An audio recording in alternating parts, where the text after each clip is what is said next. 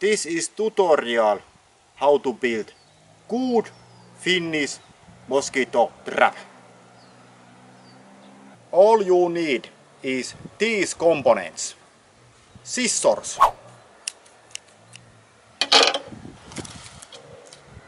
Jesus tape, called also Jesus tape,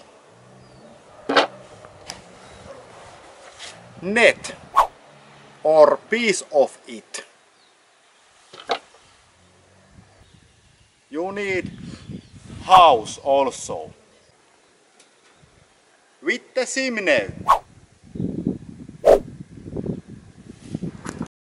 First thing you need to do is cut the net.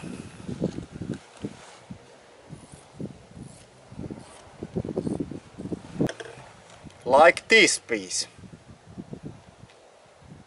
Then find the ventilation hatch. And then take the net. Put the net on the ventilation. Use Jesus tape to attack the net on the ventilation hatch. Then wait 1 day. And now we watch the result.